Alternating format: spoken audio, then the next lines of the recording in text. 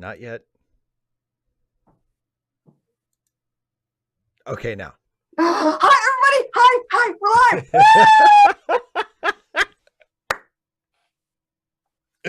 Hi, everybody. Welcome to the show. I'm very happy to be here. Yes, I can tell. Hopefully, everybody can tell. We will be. This is an exciting show for us because we're starting a new series. We are starting a new show for the non-Star Trek weeks of the show. So, in case anybody is joining us for the first time and doesn't get what the deal is here, the reason it's called Trek Reluctantly is because I am uh, forcing Dana to watch Star Trek, and she is forcing me to watch a show that I have never seen before, because Dana has never seen Star Trek Deep Space Nine before until we have watched it for this show. And the other half of the show is that I watch something that Dana has seen and likes, and I have never seen before. So one week we watch Deep Space Nine, and the next week we watch something that is not Deep Space Nine. And we are just beginning a brand new not Deep Space Nine series, which we will get to watch for a long time because there are a bunch of episodes, and that is Agatha Christie's Poirot, starring David Suchet as Poirot. So tonight we will be watching episode 1 of series 1 of Poirot, which is the adventure of the Clapham Cook. So if you do not have the episode queued up on whatever platform you are watching it, and it is available on YouTube, and I did put the link in my pinned chat message for anybody who wants to watch it on YouTube. It is on YouTube.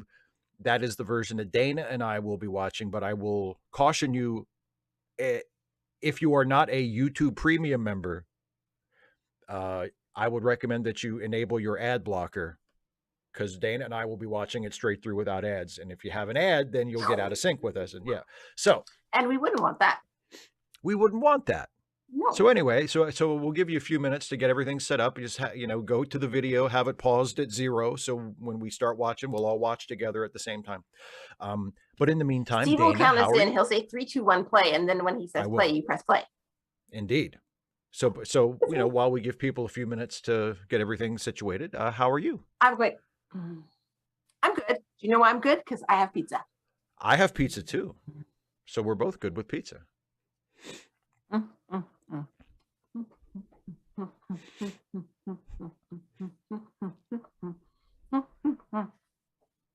John Gingras, I don't know off the top of my head if David Suchet was in the Royal Shakespeare Company with Patrick Stewart. He very well may have been. I don't know. He seems like the sort. Yeah, I mean, it wouldn't surprise me. At all. Can you imagine if David Suchet had played Captain Picard?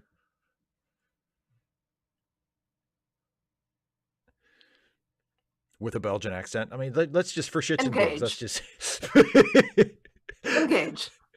Engage. Yes, but homebody, which quarter?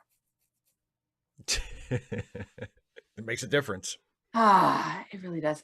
So yeah, right now I'm doing pretty good.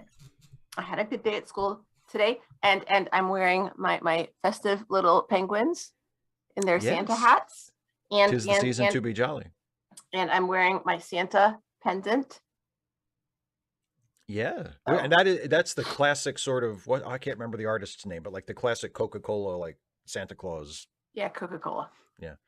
Artist smartest. It's the Coca-Cola Santa. Everybody knows. Coke Santa. Not to be confused with Coke. I think I have, but mostly I don't put that much work into my omelets. It's like eggs, cheese, maybe some meat, but just get it in there and then go. And one of the things that I have, if I want to take more time with it, actually, what I'll do is I'll separate the egg whites and the yolks, and I will beat the egg whites until they're really fluffy, and then fold the yolks in. I do that too. I haven't done that for a while, but I used to do that. Yeah. And it just gets so poofy, and it's a nice fluffy omelet. Yeah. So good. That's what I really like. And then sprinkle some cheese on top. What do you mean? What a question. Like, is it left or right is not a big deal, but is it like the breast and the wing, or is it the thigh and the drumstick? I'm just, it seems like a perfectly reasonable question to me. Just I'm curious. I thought it was a perfectly reasonable question. I know, but we're weird. Oh, Ghost wheel, that sounds delicious. Eggs and leftover pizza. like, I do you think that would chop be up the fine. pizza and put it in the eggs, or do you like put the omelet on top of the leftover pizza? On top of the pizza. I think either way could work. ADK. I can see chopping up like a slice of leftover pizza and like sauteing it, some olive oil, and then pouring some scrambled eggs in there with it. I mean, Snakebit cat only when there's pie. It that, is. by the way, Snakebit cat, that's some nice work there. Yeah, that's pretty good. That's it is. It is rare for me to walk away from food. Let's be honest. Yeah. You are not the person who walks away from omelettes or any other kind of food as a general rule. As a general rule, I mean, I do when I've had enough, that's one thing. Like, so I do prioritize. We had a food day at school today, and let me tell you, I mean, personally, as a Star Trek fan, I'm just tired of hearing people piss and moan about how when Captain Pike made eggs and noodles in that one episode of Strange New Worlds this year, that he was ripping it off from omelettes. From what? Omelets. Because there was an episode of Strange New Worlds that was inspired by the ones who walk away from omelettes. And there are some people who are like, they ripped it off. And I have to patiently and sometimes not so patiently explain that in no way did they rip it off. Oh, yes. What? So I went to my best friend's house over the weekend, and she had a Christmas party, and I met a whole bunch of people that I didn't know, and some people that I'd met before but didn't know. And one of them, I need to write this down, said that N.K. Jemisin has a short story that is effectively a response to The Ones Who Walk Away from MLS. Oh, no, I don't remember what it's called. I don't remember what it's called, but I need to look for that. It's called The Ones Who Stay and Live a Nice Life because they don't give a shit about that kid. No, I think it addresses like my objection, which is that third option. What? Like what third option? The Ones Who Walk Away posits two options. There are people who make their peace with it and stay, and then there are ones who just can't deal with it and they leave. Nobody, the possibility of nobody tries to change it. Yeah. Nobody tries to free the kid. Yeah. It's not only does nobody try to free the kid, it's not even considered as a possibility. Captain Pike tried to free the kid, but how did that work out for him? He was thwarted by the plot because he was told that after the kid was plugged into the machine, then to remove him would be to kill him. So Pike was like, "Oh, okay, well that sucks. Anyway, bye," and he left. It's a good episode. It's one of the best episodes of. So does the kid live forever? No, he dies. The circumstances of the episode are that the kid, this is like the new kid who's about to be plugged in to the machine. And they don't find that out until he's pretty much almost a done deal. And Pike's like, "Hey, you can't do that." And they're like, "Oh, already did it." So it's a really good episode.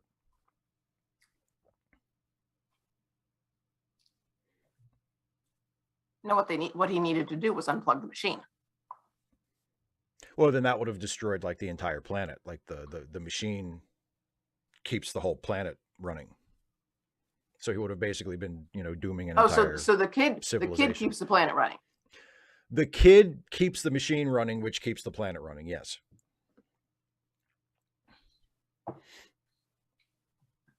Why does it have to be a kid? Them's the rules. The episode doesn't ask why it needs to be a kid. It just needs to be a kid.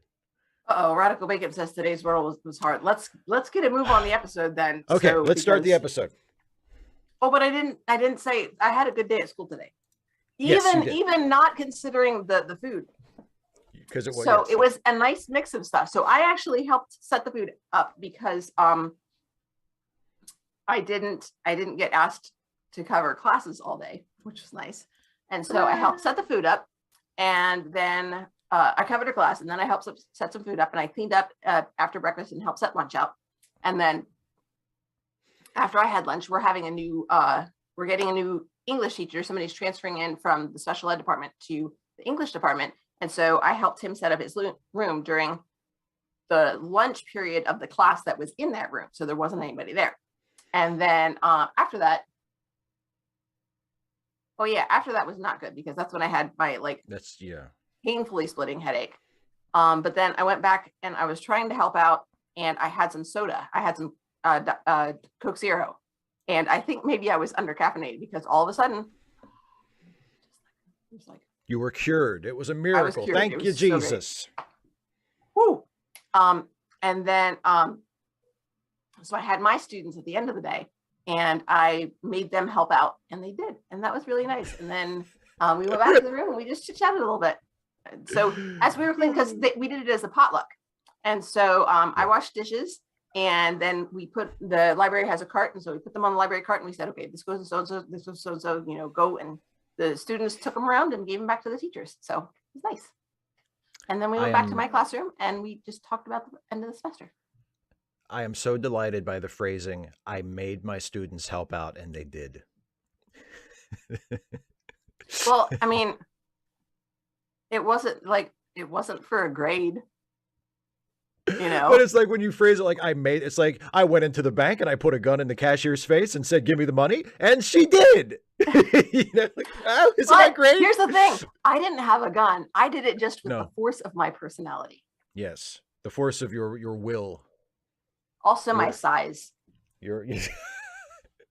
I'm telling you, loom over them and like cross your arms like Apache chief and go, you will come with me and you will help me clean up. No, it's more just like being large and assertive and smiling. And then you're just going to do it. Let's go. Come on. And they're like, okay. 255 AD. I think I wouldn't cut my kid off to the point where like I would let them die in the street. You know what I mean? Like if I found out that my bigoted kid, like, was on the verge of homelessness or, needed money for something, and that was like a serious thing, like a health issue or something, and I was able to help out, like I wouldn't cut them off to that point, but I would not, be inviting them over to the house or, attending holiday dinners with them or buying them birthday presents or anything like that. No. I mean, I think the episode that I reference in the video where Phlox reveals that he's estranged from his son because his son became a bigot. I mean, I think it handles that really well. Like that's not what the episode's about. It's just something that sort of is mentioned. But it portrays it as a sad thing, but also as, like that Phlox is kind of doing the right thing by, he tells his son, I won't tolerate those values. And the son apparently isn't moved. So Phlox is like, okay, well then I guess we can't be close anymore. Bye. And, it's unfortunate, but, and by the way, Philip is saying the story you're thinking of is The Ones Who Stay and Fight. I wrote it down. Yeah, there you go. So, are you ready to watch this baby? Watch the funny little Belgian solve a crime? Yes. Okay. So, as Dana said a few minutes ago, I will count us all in. I will count us in from 3. I will say 3, 2, 1, play. Everybody hit play when I say play. You'll have a time code up at the top of your screen there in case you fall behind or if you come in late or whatever, you can catch up to where we are. And let's get ready. Here we go. You ready, Dana? Yes, I am so ready.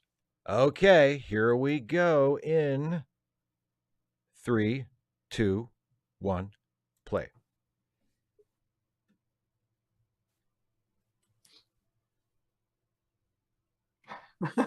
Ghost Wheel, I'm so glad you're having fun with that. Oh, I love the music on this one too.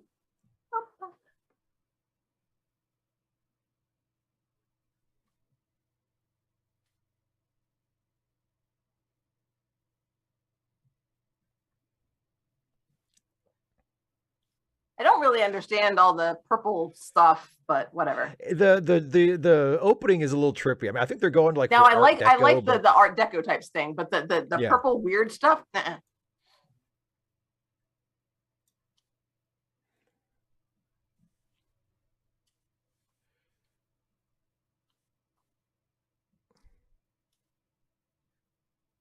Mm-mm-mm.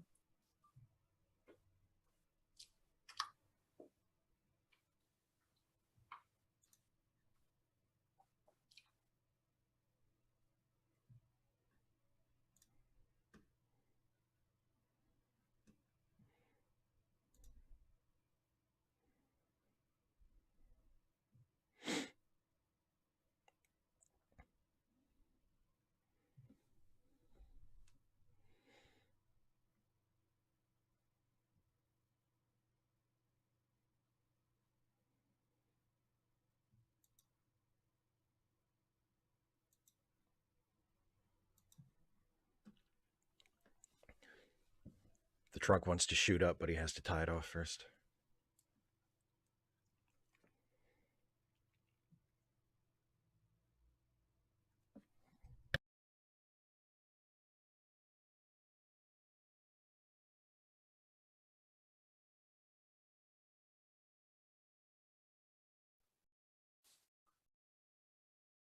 Uh-oh.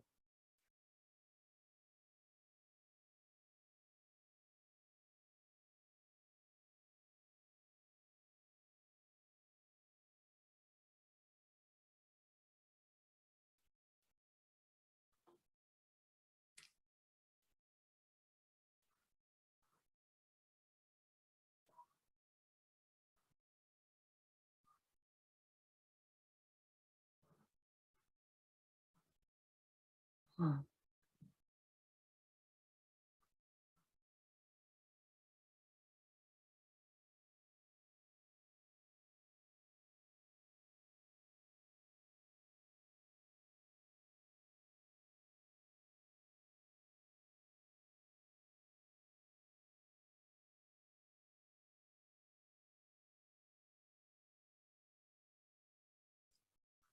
Oh, and ghost wheel.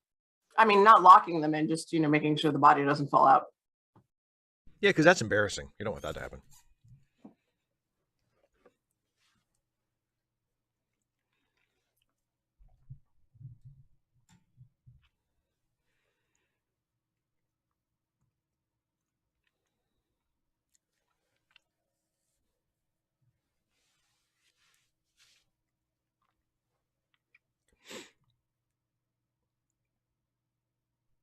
It's Monk. Yeah.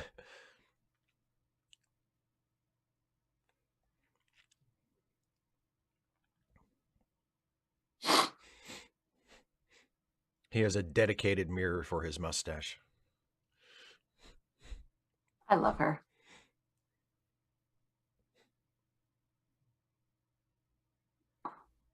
Oh, Mrs. Nevermind.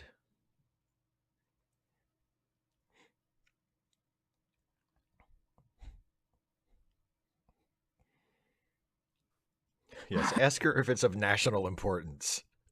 She just treats it completely seriously. Yeah, like, should I ask her? And honestly, that's what Natalie and oh my God, White Sharona should have done with Monk. Just treat everything completely Just seriously. treat it seriously and just, do your job.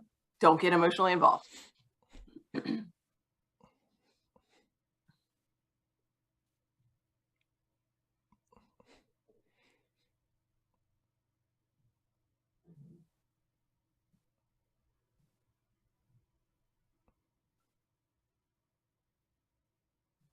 I hear that all the time.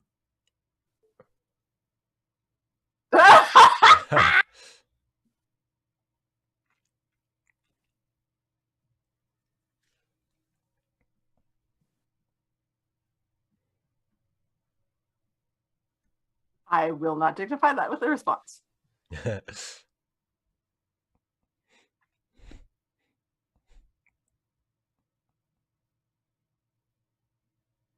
25580, no.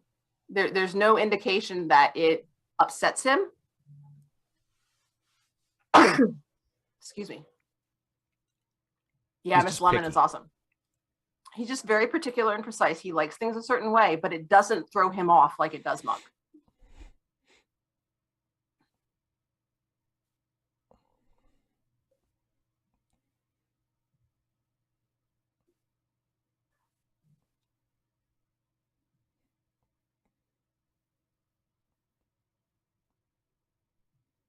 Get out.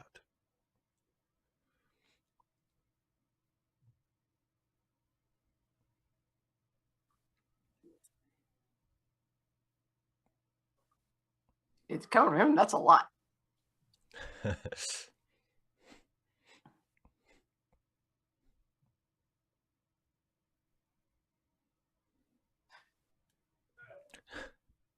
No, Radical Bacon, that's not Deanna's mother. She's far too tolerable. Also, Poirot called her intelligent and Indeed. just. And just. And he didn't immediately have to be restrained from strangling her. And he didn't say just a pain in my rear. Yeah.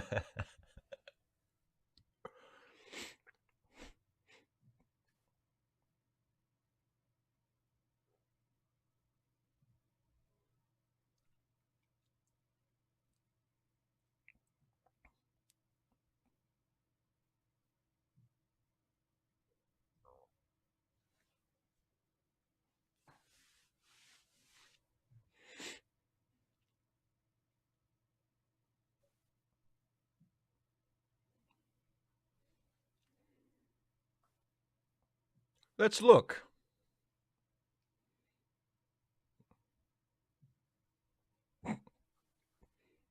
I do not like the outside.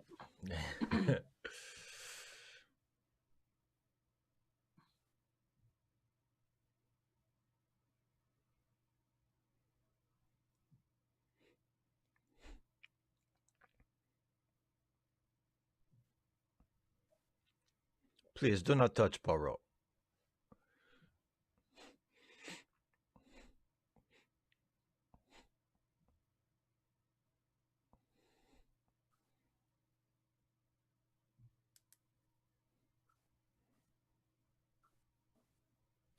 No, I think we've got a Dowager Countess in there somewhere, Snake Bit Cat, that would be much better. Oh, yeah.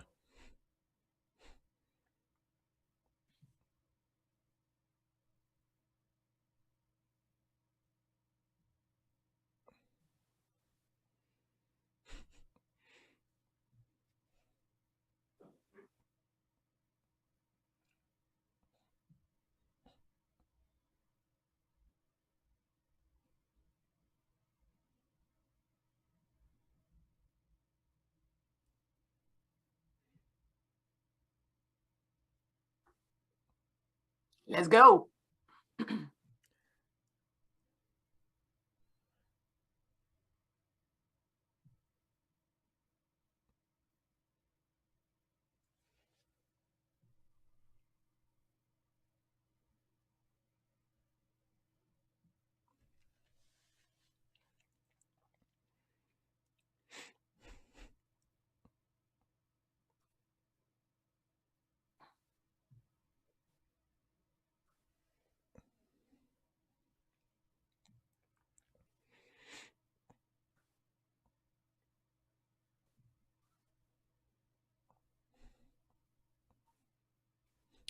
Interesting.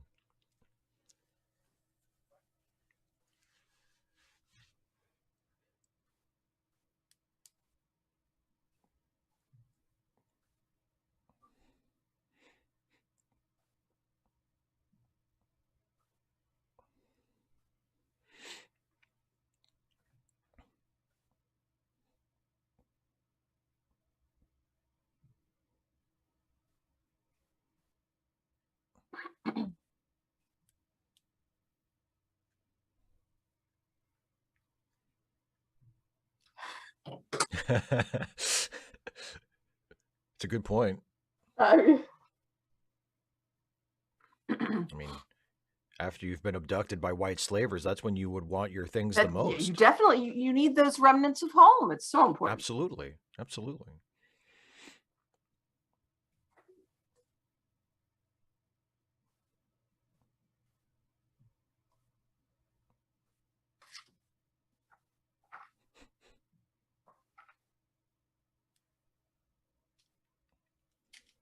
Of course not, because you are not the Hercule Poirot.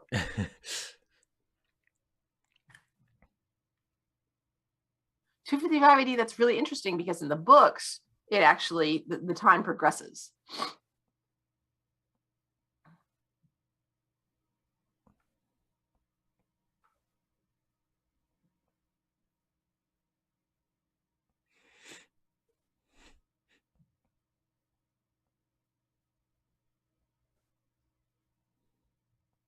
Weren't you paying attention? I wonder, are these the same white slavers that bought Star Wars from George Lucas? Possible.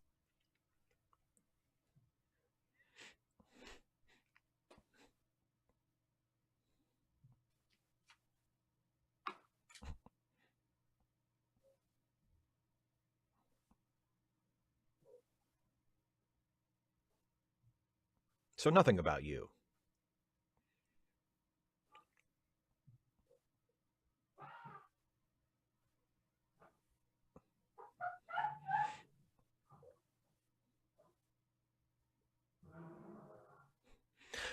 Radical bacon.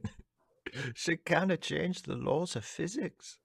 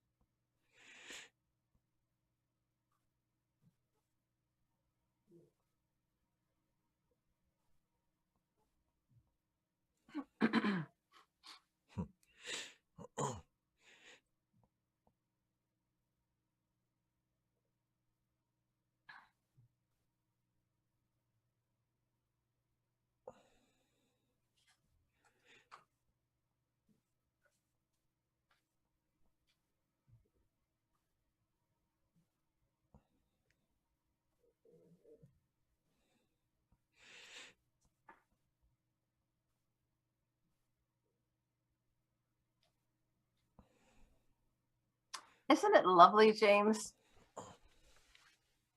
Oh, yeah, poor dad.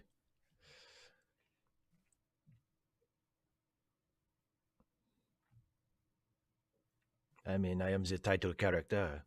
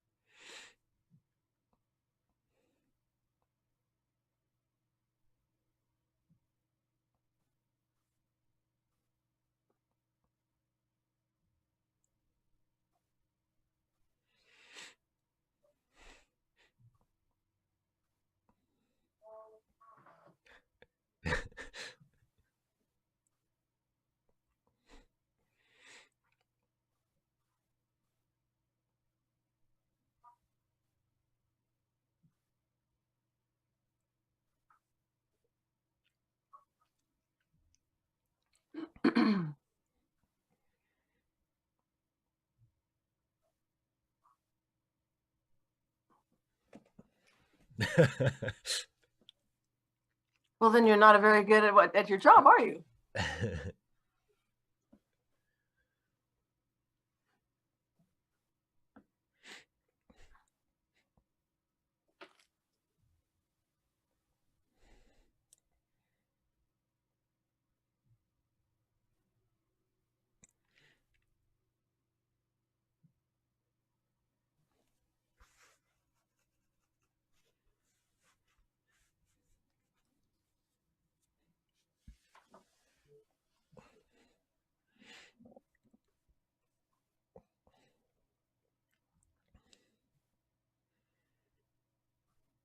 just one more thing.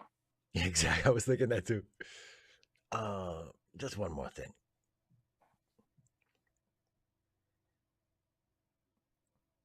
Radical bacon, I don't know what you're saying. Responding to Ghost Wheel, I believe. Oh.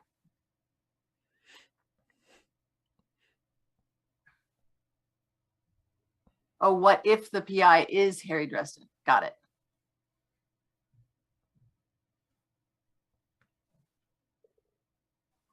What a lovely chap. And E.R. Mixon, I would say that Holmes is, but I have not read any of the Poirot stories. My actual exposure to Poirot is very limited, so I'm not really fit to judge. But I'm always a Holmes guy.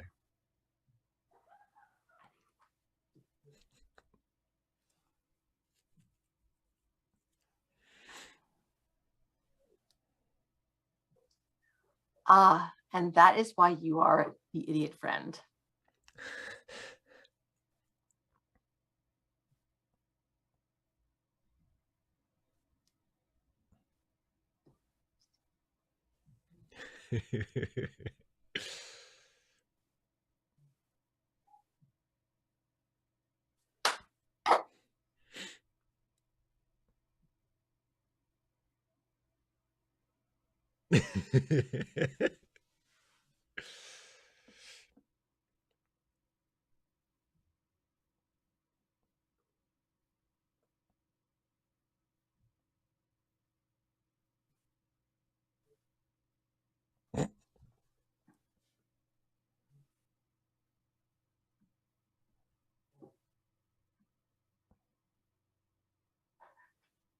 He got fired.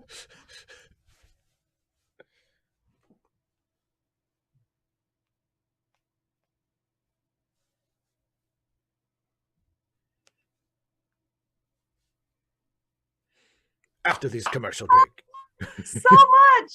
Like he was interested, and now he's like, now he is on the case. Yeah, now he's they like, oh, fired hell him. no.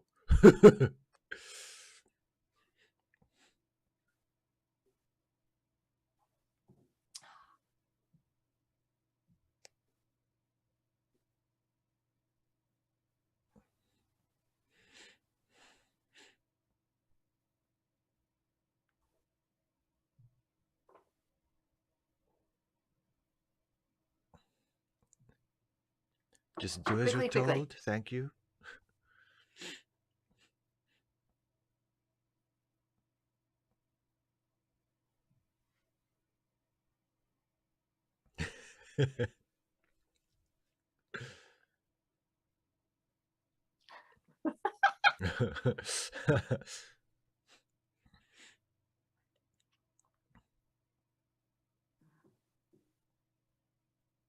I would think 255 AD, someone who is looking for a position certainly would. Right. You see how I mock you for how you speak? I pop, I pop, I pop.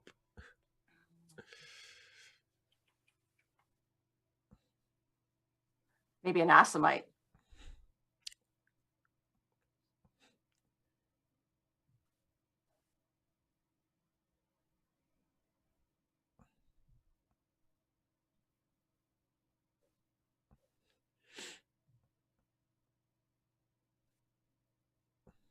I once used obfuscate when we were discussing Jane Eyre in literature class.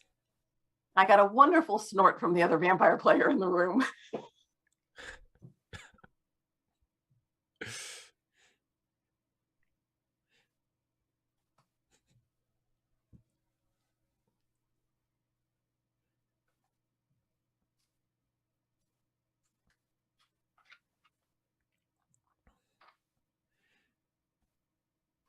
Serious Mary Poppins vibes.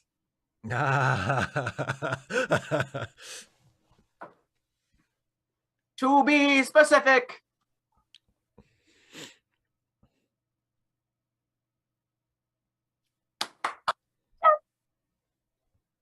He'll save every one of us.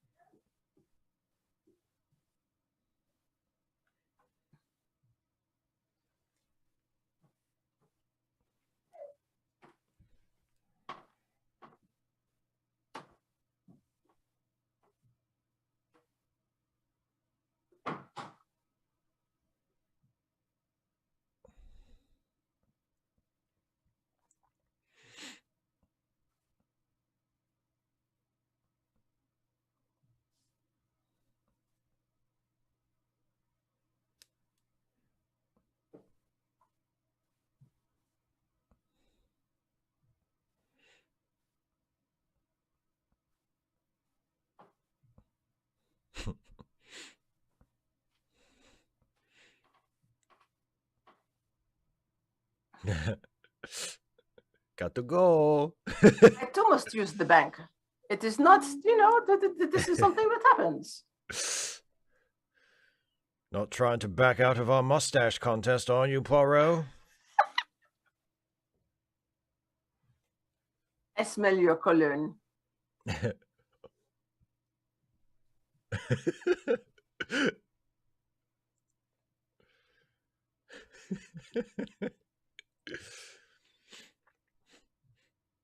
Hmm?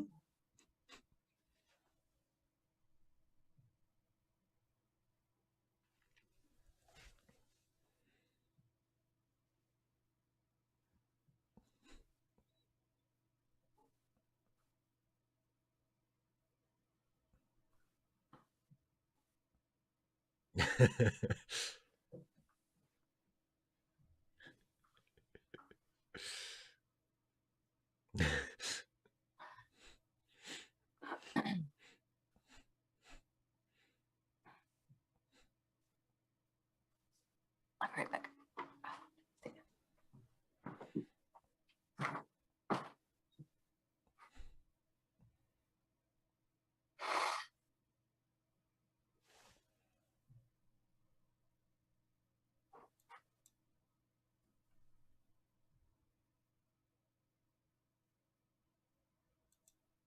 Grabbed an extra just in case.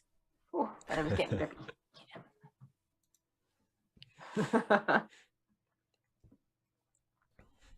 That is very clever, Snake Cat.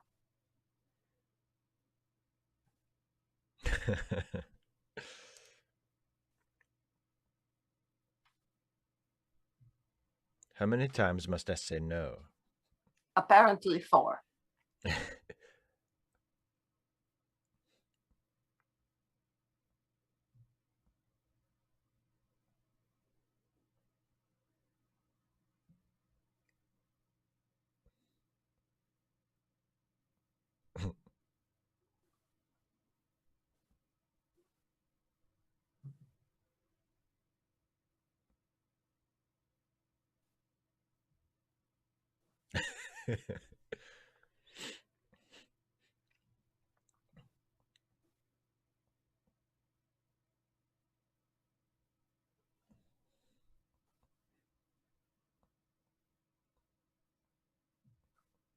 What is a legacy?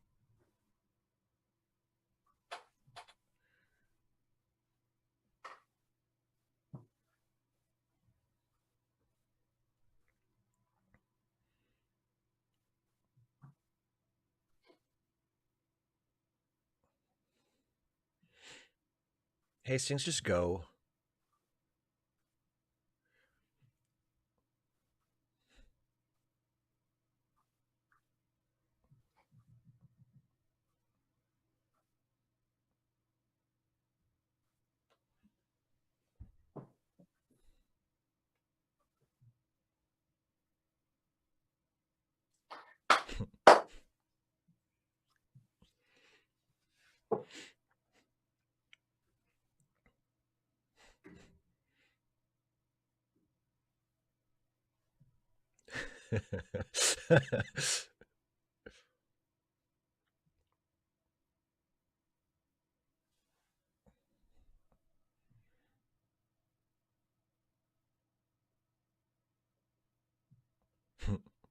I detest your country.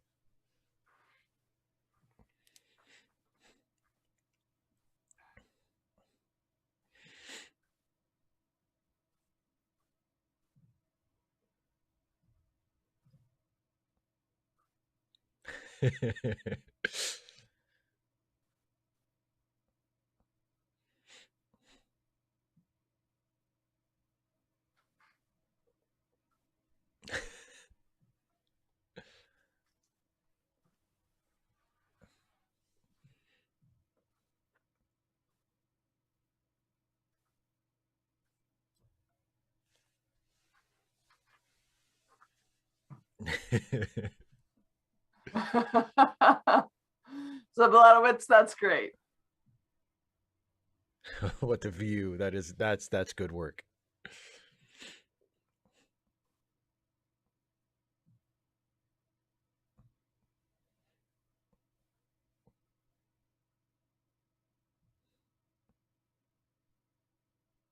You know, I think I would ask her that.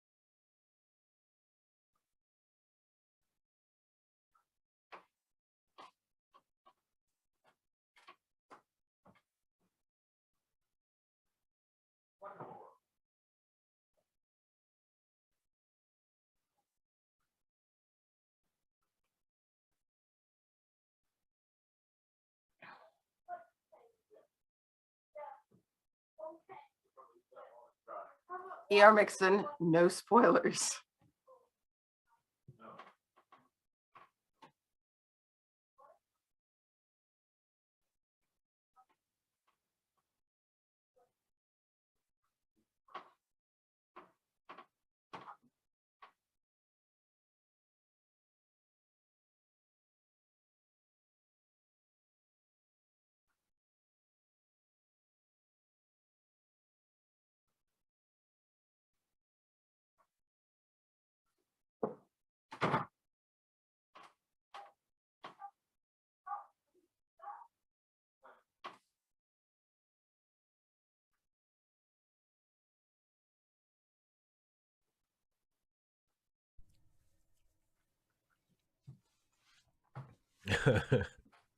Ghost will, yeah.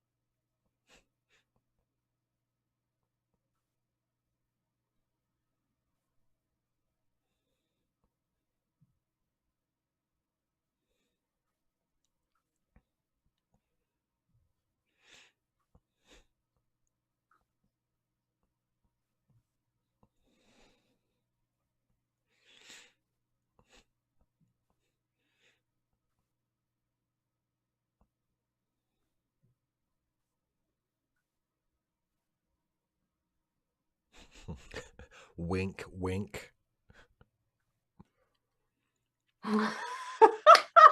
She's so honest.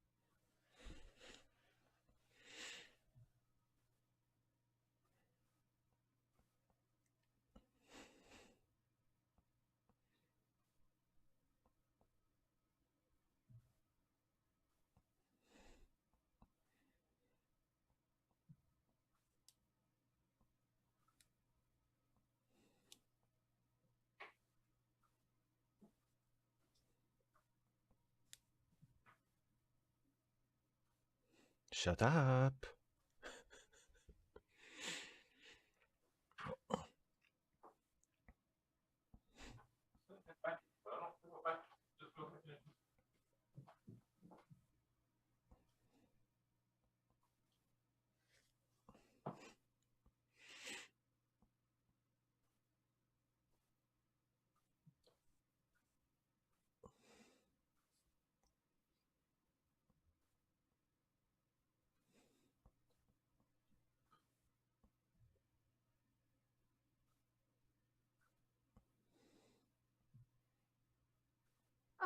No sci-fi. I think it we can talk about that when we get there, but I think there's more to it than that. He wanted the case solved.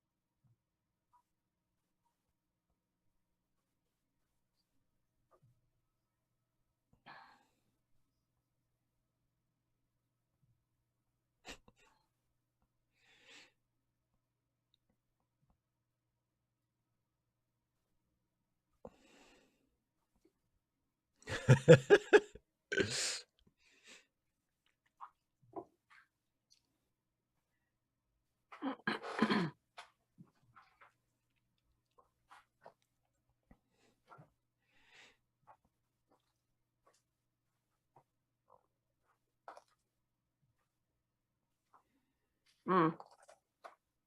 No, no, no, Hastings. You watched the flashback. It was an obvious disguise.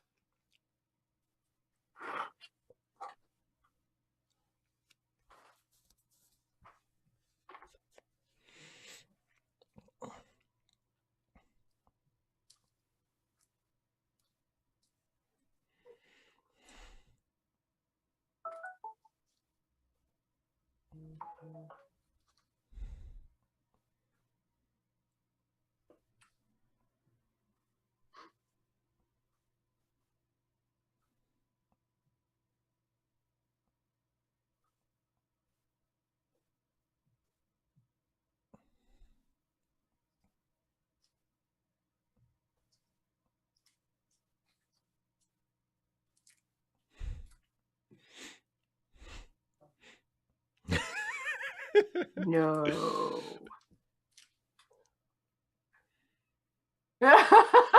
He's so good. Ah! Please speak to me no more.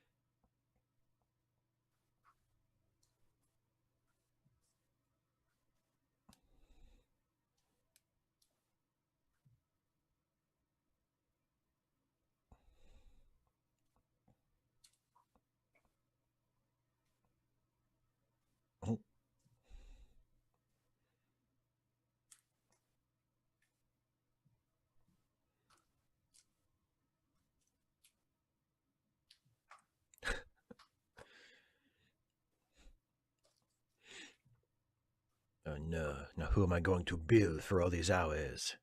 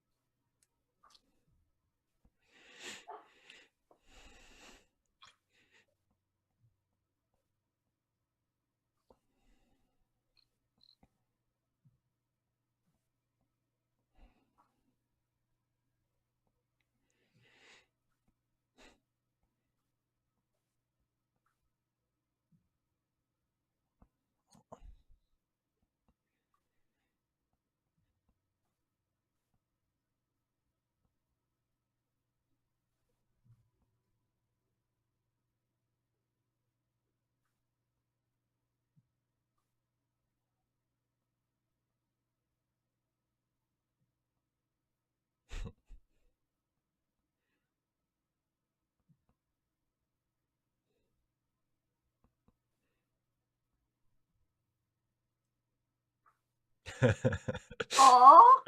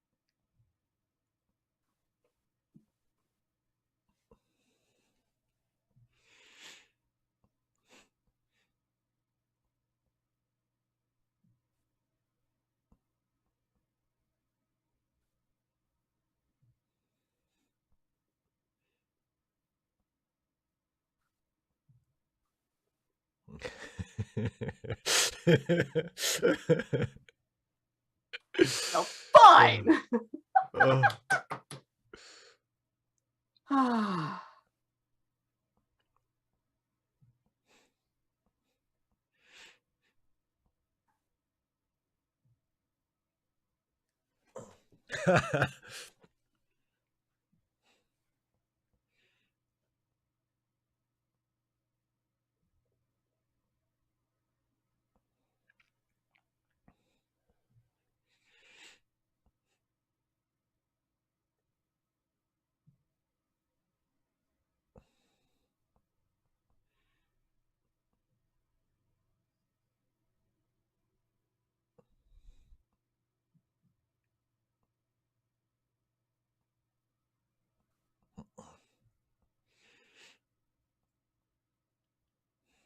Which is not actually in Scotland, Hastings.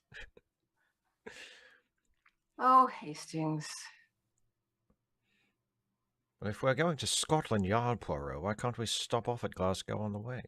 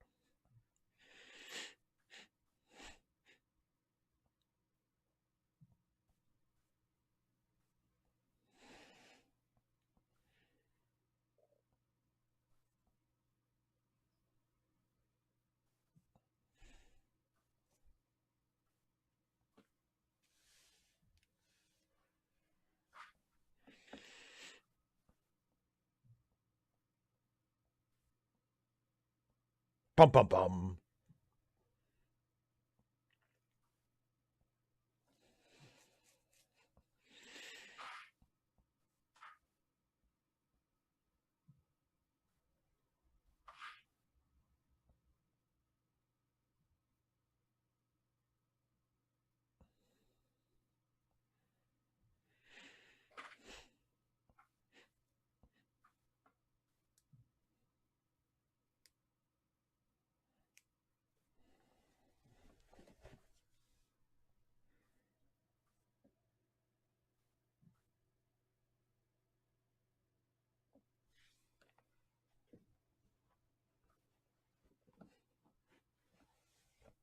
Hmm.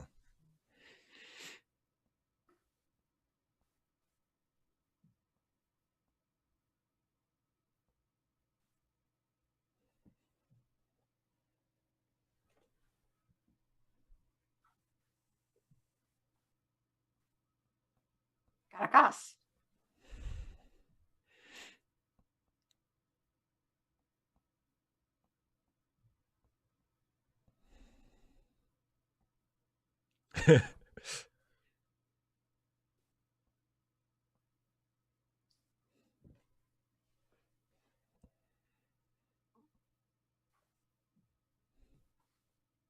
But the other thing is, his point was that Bolivia was landlocked.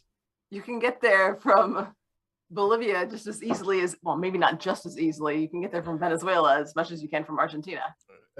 Yeah, true.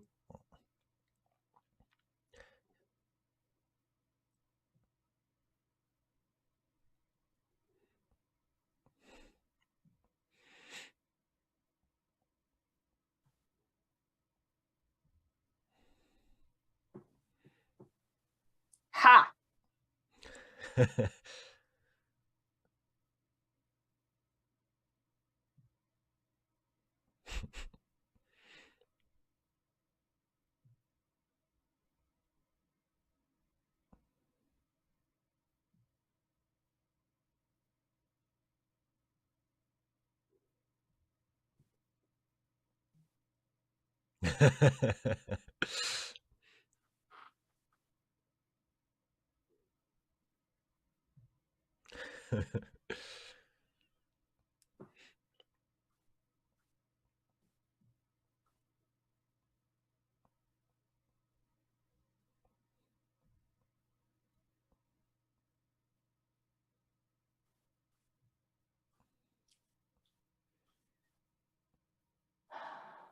Anyway, I am awesome. Good night.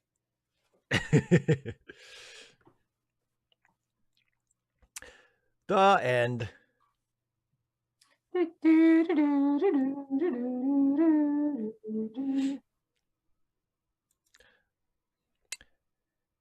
So that was great. Every other week, Ghost Wheels, because I mean, we'll still be watching DS9. Yes, every other week. And yeah, we're going to be on. It'll be Deep Space Nine and Poirot switching off for until we run out of Poirot episodes, which won't be for a while because they made a whole bunch of them. So For eternity, maybe even longer.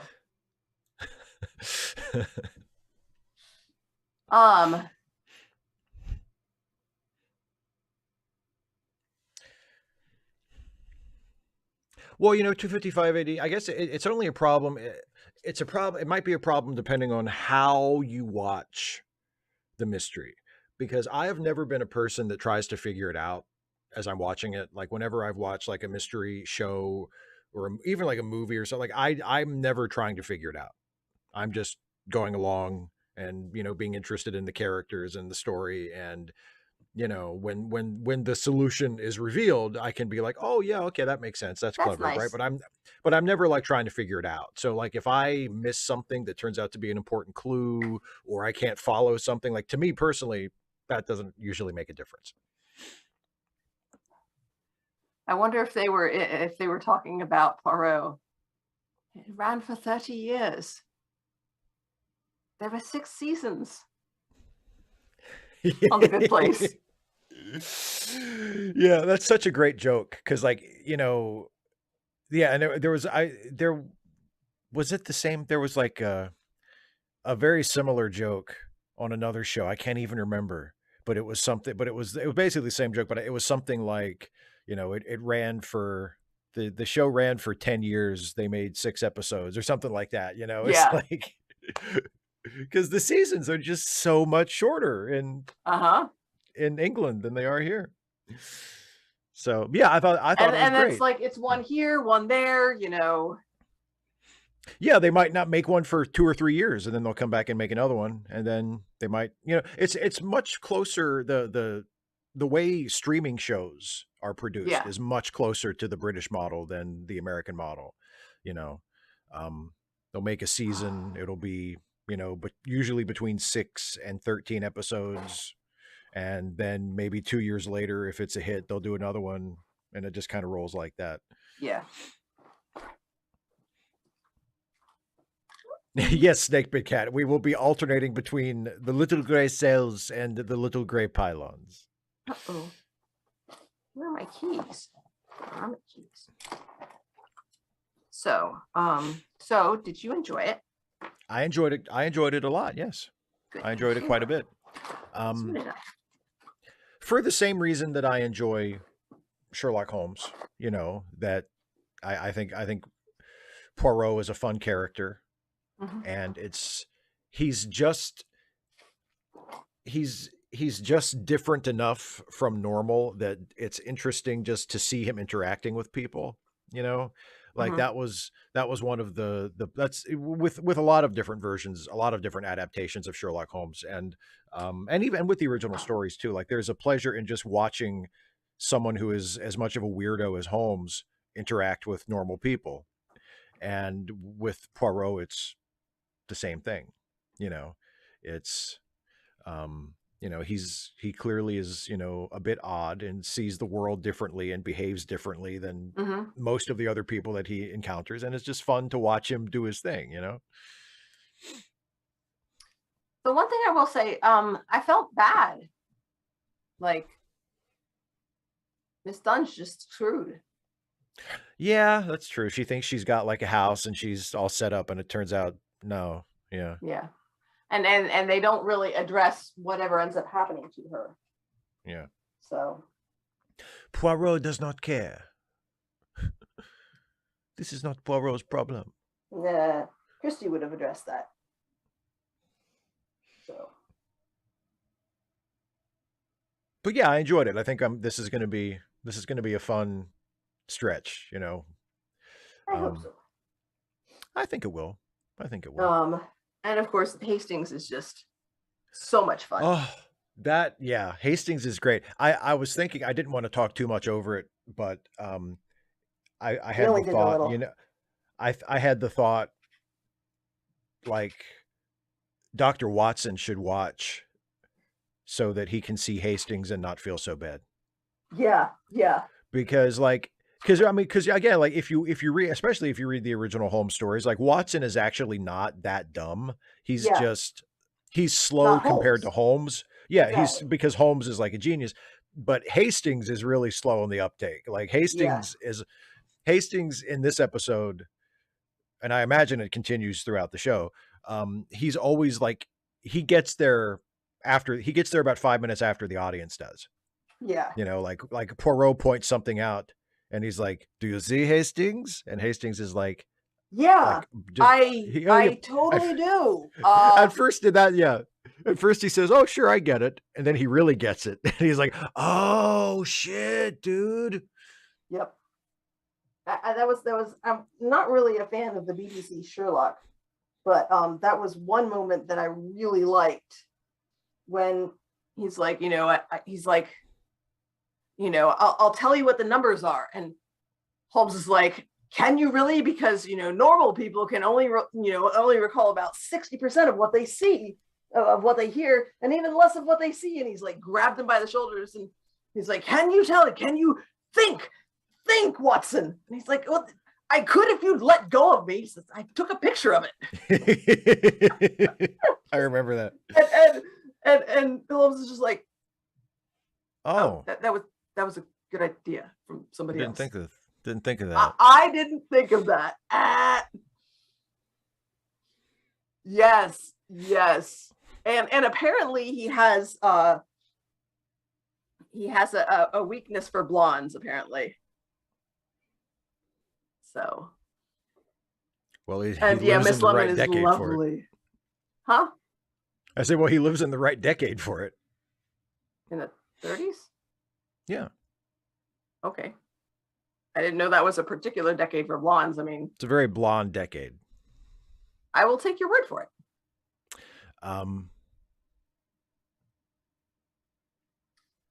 So I think you should answer 255 AD's question before he just completely has a heart attack, and then we should play Wordle. How's that?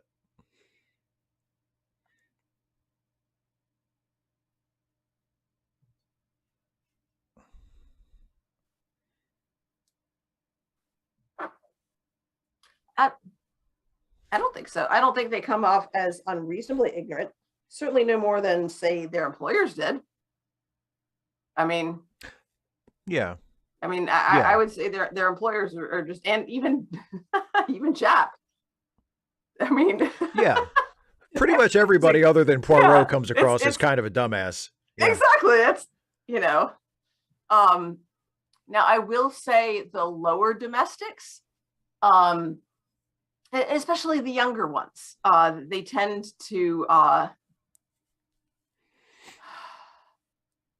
the fantastic, like we saw with the white slavers, the white slaver angle. yeah, and yeah, it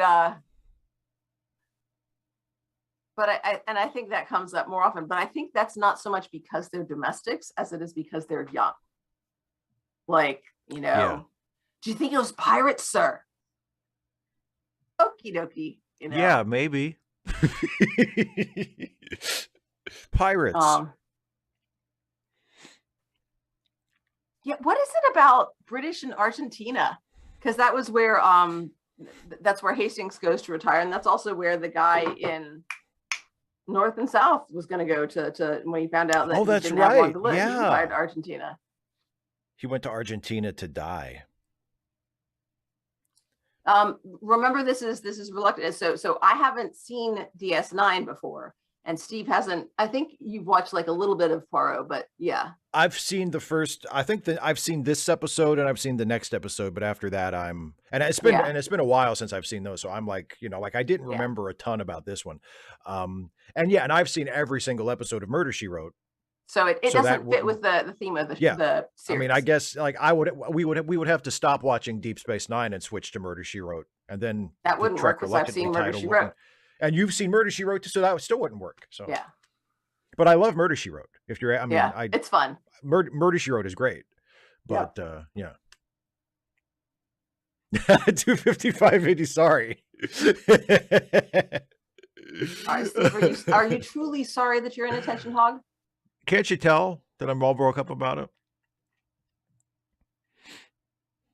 Yeah. I get the Argentina thing. It's a long story. Yeah, I know. Ghost more the adventurer than Poirot.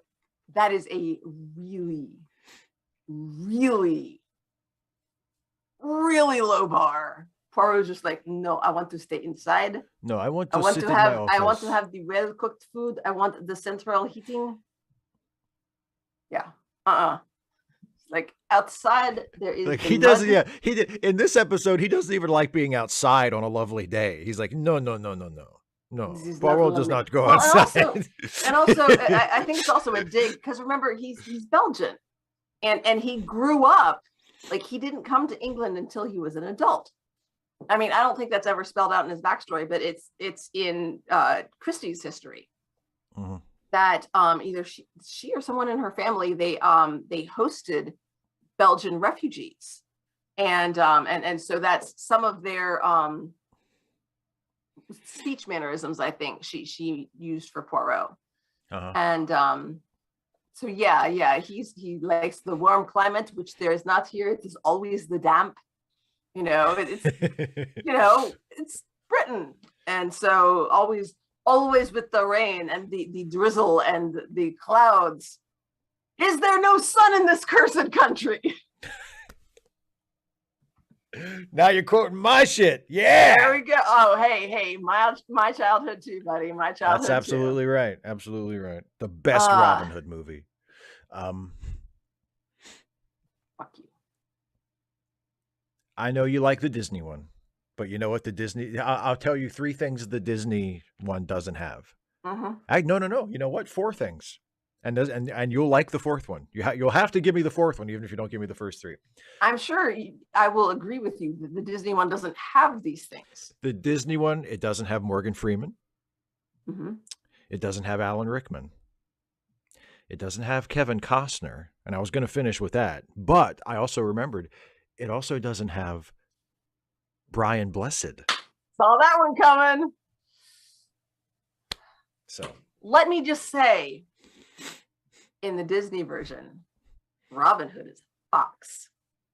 Yes, he is. Yes, he is. I cannot argue with that. And the Disney version gave us Whistle Stop, which became the hamster dance. Wow. I mean, come on. And the Disney one is and Lady Cluck. Lady Cluck is great, and I know she's a favorite of yours. She is a favorite of mine, and just and Prince John, Mummy, I've got a dirty thumb, and oh, it's so good. It's so good. And Shall we play Wordle? Let's play Wordle.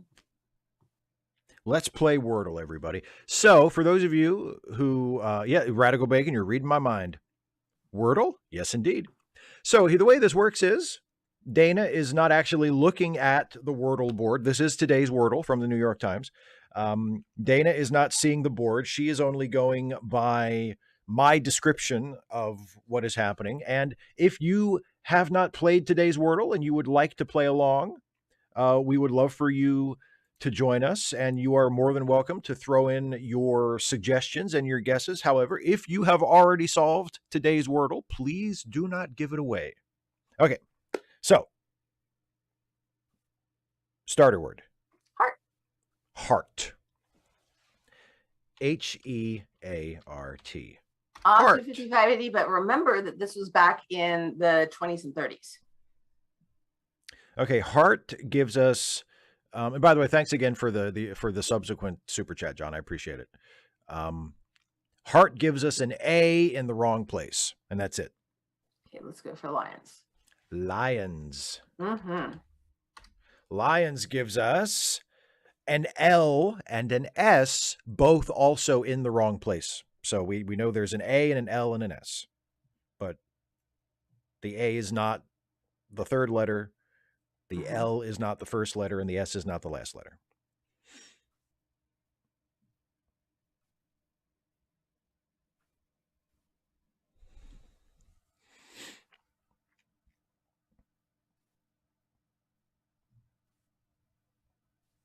I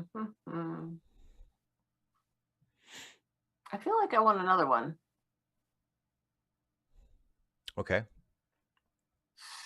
So we haven't used you. No. It could be SLA something. It could be Slack. Mm-hmm. Hang on. Okay. No, wait, it can't be Slack because of the A. The A can't be the third letter. It can't be Slack. Never mind. So it can't be SLA something. So is Amuck AMUCK? Yeah, I've seen it spelled that way. Yeah. Go for that. You want to try that? That gives us another vowel and the CK. Amuck. Ah, good choice. The U is the U is in the right place. So the U is the third letter. Okay. And the A is not the first letter. The A is still in the wrong place. Okay. So, but do we have M, C, and K? No M, no C, no K. Okay. Okay. So it is something U something, but there is an S and an L and an A in there somewhere.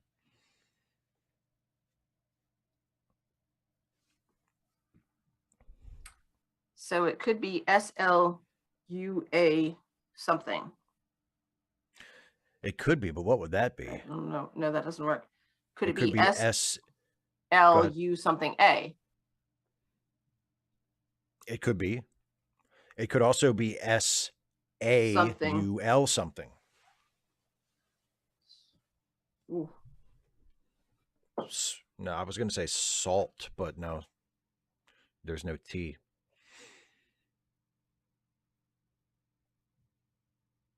Could it be SAU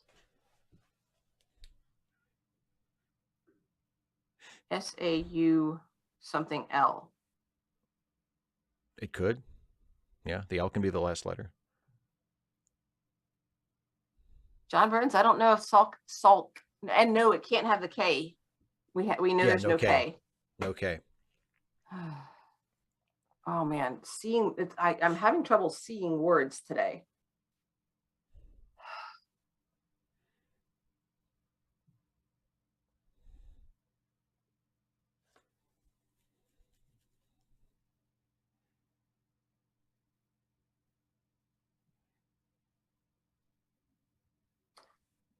S could Lins. So could it be something L-U-A, something L-U-S-A? Something L-U-S-A. Yeah, I suppose it could. That doesn't make sense, though. I can't think of anything that would go there. Yeah, I can't think of any words, yeah. I am tempted.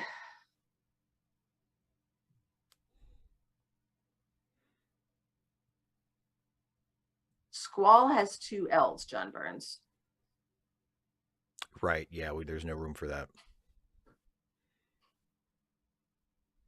Squall would fit what we have, but it's not a word, to my knowledge. Yeah.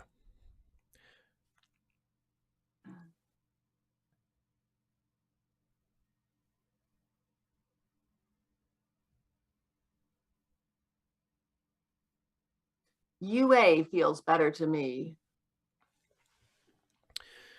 Yeah. AU. UA is a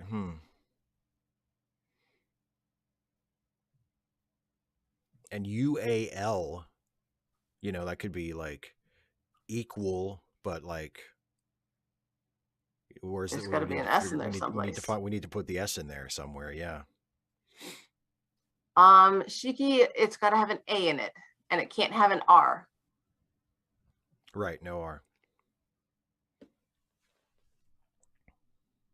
So the A is not the first letter or the third letter, and we know the third letter is U, so that doesn't matter. Right.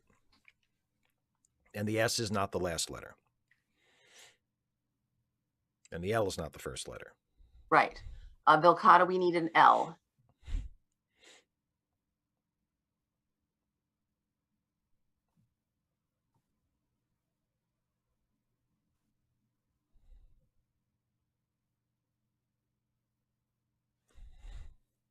And the L cannot be the first letter.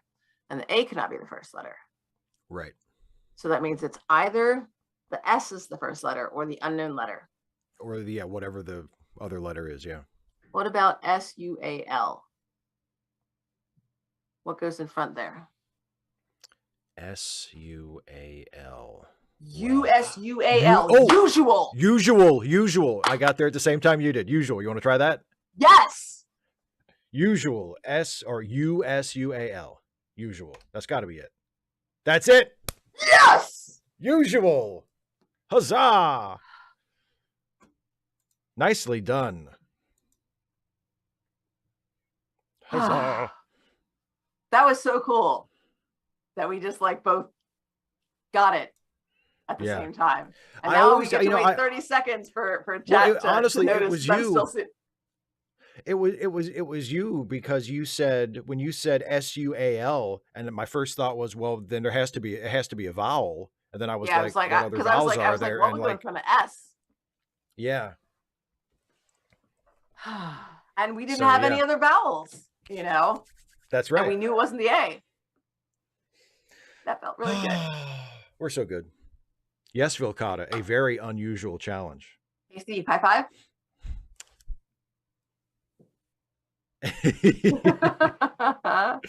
Yay! Yay us. Thank you, everybody. Yay us indeed.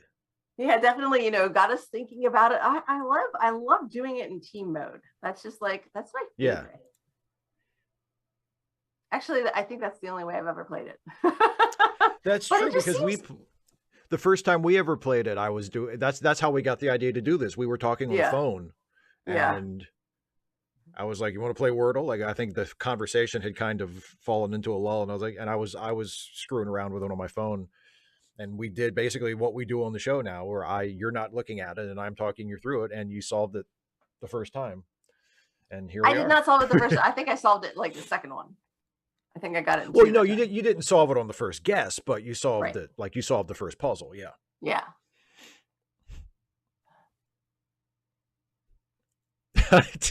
Tim says, "I'm still upset that Steve didn't choose strip nude for your killer in our bad movie competition. How dare you, sir? How dare you?"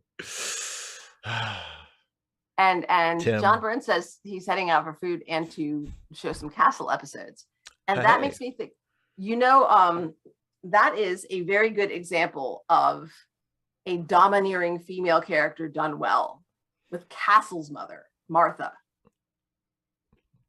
I thought you were going to say that is a very good example of a show trying to do Murder, She Wrote over again.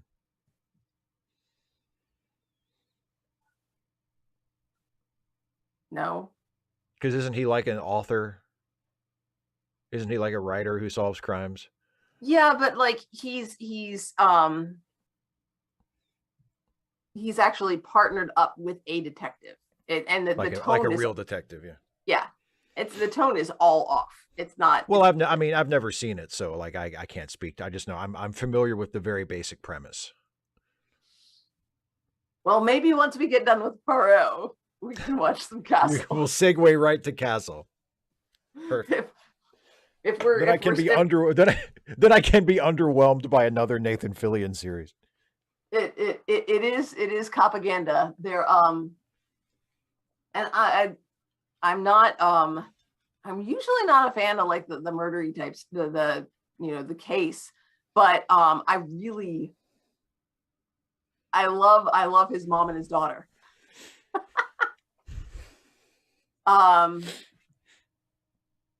And I love the buddy cops. They're cute together. I ship them. They are. Yeah, the vibe's all wrong. So this Friday, the Festive Friday files. I still have the promotional image saved here in my software. There you go. I'm showing it right now. The Festive Friday files on Dana's channel, youtube.com/Dana Calderas. First episode is this Friday at 6 p.m. Eastern. So, yeah. And you shared with me before we went on the air. You have chosen these 6 news items that you will be discussing. I've chosen 6 things. I may add to it because it is not 6 anymore. You are not limited. Files. It's files. It can be. How many will there be? I don't. You could even cut yourself a break and not do less than 6 one week if you wanted. Mm-hmm. It's flexible. Like I'm not. So that'll be on your channel on Friday, starting at 6. Yes, indeed. YouTube.com/Dana Calderas. And I don't know if I think I have it in the description. Yes, I do. It is linked. So. It is linked in the description of this live stream that you are watching right now. So you can go click the reminder button and,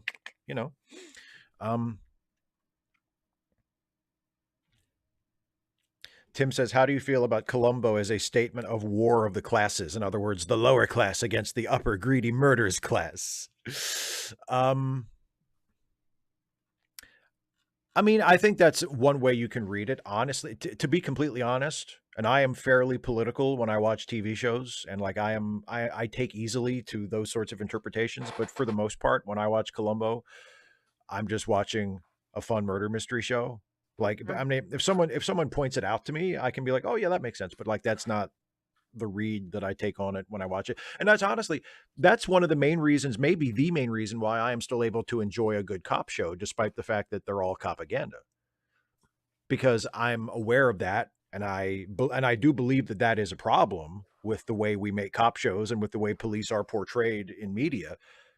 But at the same time, I can sort of set that to one side and get engaged with it like as a story and be interested in the characters and stuff and not be constantly judging it on that basis. So yeah, that'll be and yeah. I was gonna say something, but that would give away one of my things. So you'll just have to come by and see. Absolutely. And so every other Wednesday, oh yes. I was just encouraging you to continue, but then you didn't.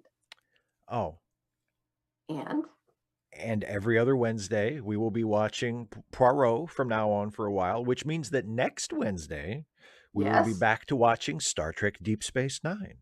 What will we watch, Steve? We will be finishing season 3. The next Oh my. episode is The Adversary, and it is the season finale Woo! of the third season of Deep Space Nine, which means that after we watch that, the next Deep Space Nine episode we watch will be the season 4 premiere of The Way of the Warrior, which is where Worf joins the cast. Now, I think you've said this. Season 4 is where it starts to get good, right? I mean, I think it's good from the beginning, but season 4 is like I said, season 4 has my favorite episode of any Star Trek show ever, and quite a few other great episodes as well. Season 4 is a really, really good season. And once How they many figure out, episodes have you picked for us? I think we're going to watch 16 out of the 25 or 26. Yeah. I think that's what I did. What I did with season 3. It's the same thing as what I did with season 3. I think I skipped 10 episodes, I think, of the season. Whittled it down. Yeah. Yeah. Were there anywhere that were there any that it hurt you to leave them out? Oh yeah. Oh yeah. There were a couple. Well, because look, I mean, I'm a fan of the show just in general. There are only a handful of Deep Space Nine episodes that if it was completely up to me and time was not a factor, like if we were doing this every day and I didn't have to worry about like, well, it's going to take like 14 years to get through the show if we do it at this pace. You know what I mean? If it was just if watching it just to watch it. We are not taking summers off though. That's true. That's true. So it would take about 7 years if we watched it every other week, and didn't take any weeks off or anything. But the only episodes I would really skip are the Loxana Troy ones. Those honestly, and she those wasn't in that many, was she? And she was only in 3, I think. So I mean, Radical Bacon. No, I would watch. Because we did watch that one, the Alan Moraine one. That's true. Didn't get cut. I love that episode. It's not a good episode, but I love that episode. Alan Moraine, count the 4.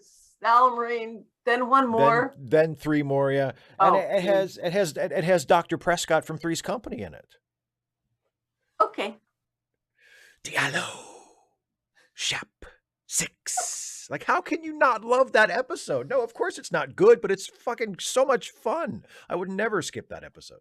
Never. Well, I mean, if somebody like put a gun to my head and said skip it or I'll fucking kill you, then yeah, I'll skip it. But I mean, really? Yes, I would just do the thing, and then you point the gun at them and you say, "No, you're gonna watch this." Yes, because I am Jackie Chan. Hoo-wah, gotcha. Didn't know. Or like Chris Tucker when he pulls it away from the guy. He goes, didn't know I could do that, did you? He's like Batman. You weren't focusing. All right. Yeah. So anyway, so next week is home. Move Along Home. John next week said Run Along Home. I know, but the episode title is Move Along Home. So yeah, next week. Next week, Deep Space Nine, The Adversary, season 3, and then we will be, when we watch the first episode of season 4, it is a double episode, so we will split it in half and watch half one week, and then the other half 2 weeks later. So science fiction, double feature, television show. I think that's the last time we'll have to do that. I think all the rest of the Deep Space Nine episodes are like, if it's a 2-parter, it's a proper 2-parter where it's 2 episodes. We won't have to like stop in the middle. So yeah. And Festive Friday Files on Dana's channel, Friday at 6 Eastern. And and this weekend is the patron hangout for me because of Christmas and New Year's falling on Sunday. So this weekend, the 18th, will be the patron hangout. It's also supposed to be when we record the thingy, isn't it? Yeah, we'll have to work that out with Jason. We'll have to see. Yeah. We'll Because figure it out. I'm working Sunday evening Again, because you had to go and get a job. I'm sorry, Steve. It's fine. It's fine. Actually, It no, I'm doesn't. not. I did. I like it. It's pretty. And there's dogs. There are so many dogs. And they're all so happy because there are all so many different smells. There's chipmunks. The chipmunks are burrowed away for the winter, but the dogs can still smell where they were. And it's funny because like I know where some of the chipmunk burrows are, and I was just the dogs are just like you're checking out the chipmunks. I know it. And Radical Bacon, you're trying to think of Krav Maga. Krav Maga was Toby Benson's chosen martial art. Okay, that's it, everybody. Good night. Good night. Thank you so much. See you on Dana's channel Friday, and we'll see you back here next week for Deep Space Nine. Hooray! Bye-bye. Bye, folks.